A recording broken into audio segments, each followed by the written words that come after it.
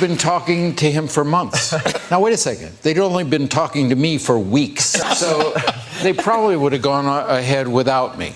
You'd like that, wouldn't you? Always trying to blame me. You wookie sacker. I'll see you in hell. For a number of months, we'd been discussing this. Actually, they'd only been talking to me for a few weeks, so they probably would have moved forward without me. You'd like that, wouldn't you? Always trying to blame me. You wookie sack of vile.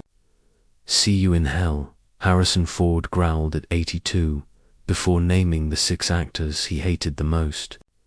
Known for his gruff charm and no-nonsense attitude, Ford didn't hold back, calling one co-star a total diva and another the most arrogant man I've ever met. After decades of silence, the Indiana Jones icon has finally let loose, and Hollywood may never look the same. Of all the interpersonal conflicts in Harrison Ford's storied career, none were as psychologically layered or disruptive as the one that unfolded between him and Sean Young during the filming of Blade Runner 1982. What began as standard professional tension quickly spiraled into a haunting case study in the volatile mix of method acting, personal boundaries, and incompatible artistic temperaments. The conflict left a permanent mark not only on the tone of Blade Runner itself, but also on Ford's subsequent views on how far an actor should go in pursuit of emotional truth. The conflict originated in rehearsals long before cameras rolled. Young, in her early 20s at the time, approached her role as Rachel, the enigmatic replicant, with a fierce commitment to character immersion, influenced by method techniques. She chose to embody Rachel both on and off set, blurring the line between the woman she played and the woman she was. Ford, by contrast, had always maintained a pragmatic, grounded approach to acting, treating it as a craft rather than emotional. Excavation, for Ford, the job required clarity, defined boundaries, and separation between role and real life. That separation began to dissolve the moment Young, still in character, brought Rachel's icy detachment and guarded mystery into her off-screen interactions with him. Director Ridley Scott later reflected on the growing chasm between the two leads, saying Young lived in character continuously, which meant Harrison was never quite sure if he was talking to the actress or the replicant. Ford, whose working style thrived on human connection and trust, reportedly found this method intensely disorienting. The professional space between them became infected with ambiguity and tension, making every exchange fraught with confusion and weariness. As production progressed, their fragile dynamic deteriorated. The romantic scenes between Rick Deckard and Rachel, central to the film's emotional arc, were especially problematic. According to cinematographer Jordan Cronenweth, it was the most awkward professional chemistry I've ever witnessed. There was no flow. Every moment was like pulling teeth. Ford's discomfort was palpable both on camera and off. He later admitted that performing those scenes with Young felt like navigating a psychological minefield, a telling metaphor for the treacherous emotional terrain he associated with her process. The divide became so profound that it affected the mood on set. Crew members picked sides. Ridley Scott, while supportive of both actors, admitted the atmosphere could be icy, even combative. Though the two never had a physical altercation, the psychological weight of their incompatibility haunted the remainder of the shoot. By the end of production, their working relationship was essentially non-fictional. In later interviews, Ford was uncharacteristically candid, confessing that the experience with Young profoundly reshaped how he approached co-stars, particularly those who embraced immersive techniques. "You want to believe in the story," he once said, "but you also want to know the people you're acting with understand the difference between fiction and real life." In the golden age of 90s Hollywood, the idea of pairing Harrison Ford and Julia Roberts in a sweeping romantic drama seemed like a studio executive's dream. He was the gruff, quietly intense leading man known for emotional restraint. She was America's sweetheart, vivacious and unapologetically expressive. But what unfolded behind the scenes of their ill-fated, never-completed project was a spectacular clash of incompatible energies that brought the entire production to a grinding halt. The tension between Ford and Roberts didn't erupt in tabloid feuds. It was quieter, more insidious, rooted in opposing philosophies of acting. Ford approached the project with the same meticulous subtlety that had defined his best work. His preparation was internal, focusing on nuance and the belief that romantic connection could be conveyed in the smallest of gestures. For Ford, less was always more. Roberts, by contrast, brought the warmth and exuberance that had made her a global icon. Her process was outward, emotionally charged, and highly responsive. She thrived on expressive connection, heightened rhythms, and moments that demanded emotional availability. Director Mike Nichols, brought in to shepherd the project through its early phases, was the first to grasp the scope of the problem. Julia's charm operates at a frequency that requires acknowledgement and response, he later recalled. Harrison's appeal comes from what he doesn't show, what he holds back. They were like two different instruments trying to play the same song. The project began to unravel during chemistry reads. Early rehearsals quickly revealed what would become an insurmountable issue. Their performances simply did not speak to each other. The breaking point came during what was intended to be the film's emotional centerpiece, a slow-burning, rain-drenched confession of love. Roberts delivered her monologue with raw emotion, waiting for Ford's character to meet her halfway. But his muted response, though true to his character, felt distant and detached. The emotional bridge never formed. Crew members later described the moment as painfully awkward. Roberts reportedly left the set that day in tears, telling Nichols, "I feel like I'm acting into a void." Ford, in turn, confided to a producer that he felt like he was acting opposite a performance rather than a person. Of all the professional conflicts in Harrison Ford's career, none cut deeper than his quiet but firm refusal to collaborate with Mel Gibson. What might have become a powerful pairing between two of cinema's most bankable stars in a high-stakes action thriller instead became a study in moral boundaries and the growing cultural expectation that character behind the camera matters just as much as performance in front of it. The friction was not the product of a dramatic blow-up on set. Instead, it unfolded over a series of development meetings and potential collaborations in the late 1990s and early 2000s, during which time Gibson's off-screen controversies began to eclipse his on-screen achievements. While Ford maintained a reputation for privacy and professionalism, Gibson had become known for erratic behavior and polarizing public comments that clashed with Ford's sense of workplace integrity. The clash came to a head during the pre-production phase of an untitled action thriller. The project was being positioned as a major tentpole film for both actors, but from the first table reads, Ford sensed an undercurrent he couldn't ignore. According to producer Jerry Bruckheimer, Harrison operates from a baseline of mutual respect and professional dignity. Mel's personal controversies created an environment where that baseline became impossible to maintain. As Gibson's public reputation continued to deteriorate, Ford's discomfort deepened.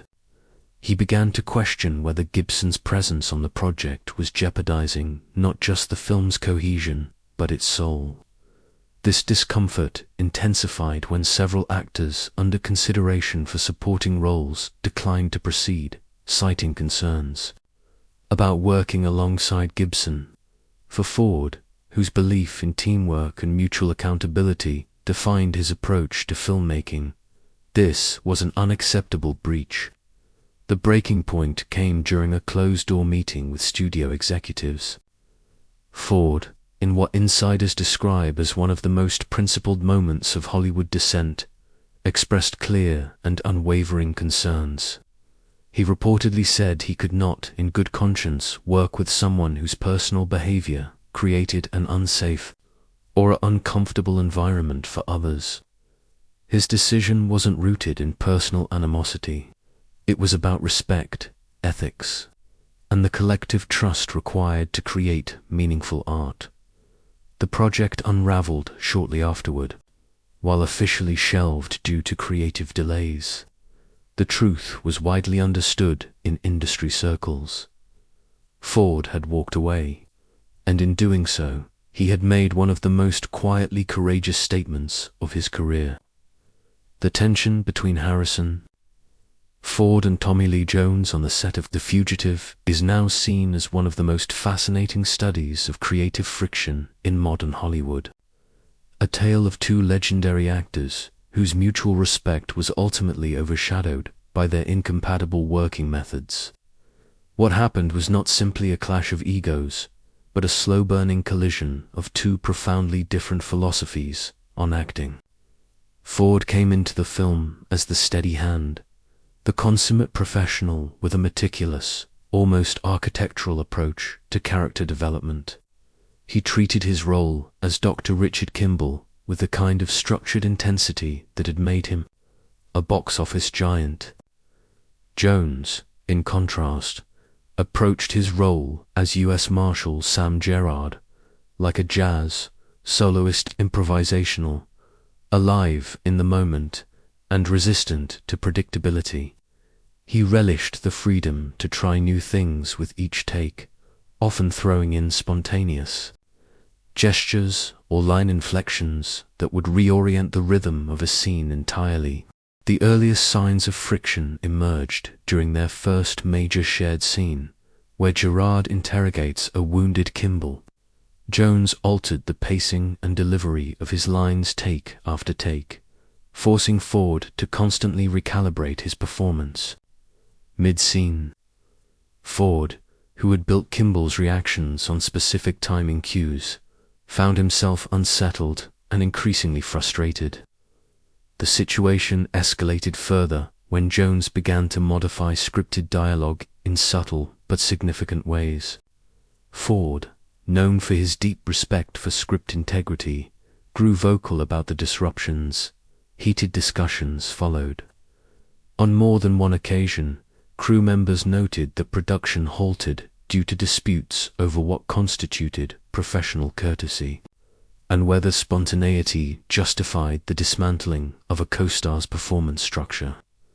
The breaking point came during the iconic tunnel confrontation sequence, the moment where Kimball shouts, "I didn't kill my wife," and Gerard coldly replies, "I don't care." What looked effortless on screen was, in reality, a grueling, emotional standoff. Jones's mercurial energy turned the atmosphere chaotic, improvising gestures and tonal shifts that left Ford scrambling to preserve the emotional logic of his performance. At one point, Ford reportedly walked offset briefly, demanding clarity on blocking and delivery after Jones had once again altered the scene's rhythm without warning. Despite the strain, the creative combustion produced something extraordinary. The on-screen dynamic between Ford's tightly wound Kimball and Jones's brash, instinctive Gerard crackled with genuine tension, their mutual disdain thinly veiled beneath. Layers of character interaction gave The Fugitive its most memorable edge, yet the personal cost was considerable. Ford, always a craftsman at heart, reportedly considered the film one of his most psychologically taxing roles. Perhaps the most volatile entry in Hollywood's long history of generational clashes came in the form of Shia LaBeouf's stormy collaboration with Harrison Ford during the production of Indiana Jones and the Kingdom of the Crystal Skull. Though, on paper it was a symbolic passing of the torch, the behind-the-scenes reality was far less harmonious. From the outset, it was clear the two actors operated from radically different philosophies. Harrison Ford, a product of classical training and decades of steady, craftsmanlike discipline, treated each scene with the precision of a Swiss watchmaker. His process was rooted in economy, professionalism, and respect for the structure of the filmmaking apparatus. In contrast, Shia LaBeouf arrived with the volatility of modern method sensibilities, an actor more concerned with emotional truth than technical polish. The clash was immediate. During the very first rehearsal, LaBeouf launched into a fully immersive, emotionally charged interpretation of his character, often improvising lines and behavior that veered far off the script. Ford, known for his nonsense demeanor and strict adherence to story and timing, bristled. According to stunt coordinator Vic Armstrong, the contrast was stark. Harrison treats every scene like precision engineering. Shia treated every moment like an emotional archaeological dig. Matters worsened when LaBeouf's intense preparation began bleeding into the rest of the set. Cast and crew alike reported a growing sense of unease as LaBeouf's improvisations and erratic energy disrupted the careful cadence Ford had come to rely on. LaBeouf would at times remain in character between takes or request off-script emotional beats that threw off the scene's timing. Ford reportedly saw this not as bold artistic exploration, but as avoidable interference. The conflict reached a boiling point during the filming of a key emotional sequence, an intimate father-son confrontation. LaBeouf, fueled by instinct, began layering in spontaneous dialogue and physical gestures not previously discussed. Ford, normally calm under pressure, broke protocol and called a halt to the scene mid-take, an act he almost never engaged in. Crew members described the ensuing silence as electric. What followed was not an explosive argument, but a kind of cold détente. Ford reportedly pulled LaBeouf aside and delivered a candid critique about the nature of collaboration, discipline, and respect for the story's framework. Those on set referred to it afterward as a masterclass in professional restraint meeting youthful rebellion. Among the many tantalizing Hollywood what-ifs, few are more discussed in industry circles than the derailed collaboration between Harrison Ford and Kevin Costner on what was once envisioned as a sweeping western. The film was never made, but its implosion during pre-production has become the stuff of legend. A textbook case of how star power, when doubled, can collapse under the weight of its own gravity. Both Ford and Costner had reached career summits by the time the project entered development in the early 1990s. Ford, fresh off critical and commercial success, was eager to find a western that reflected his aging star persona, grizzled, introspective, morally burdened. Costner, having just cemented his reputation with Dances with Wolves, was determined to craft another mythic, visually lush epic celebrating the American West. The project initially appeared to be a dream match, but that reverence quickly revealed itself as rivalry. Trouble began almost immediately when it became clear that both actors intended to be the film's central creative figure. Each believed the film should be the defining western of his career. The heart of the conflict lay in drastically different interpretations of what the story should be. Ford, always the minimalist and deeply committed to character psychology, envisioned a narrative that focused on the personal toll of frontier violence. He wanted a lean, morally ambiguous tale. Costner, by contrast, sought grandeur. He saw the film as a visual elegy to the American frontier, with sweeping landscapes, big battles, and thematic arcs that spanned decades. According to producer Lawrence Kasdan, Harrison wanted to explore the psychological cost of frontier violence. Kevin wanted to capture the mythic grandeur of American expansion. They were making completely different films while reading the same script. Meetings became battlefields,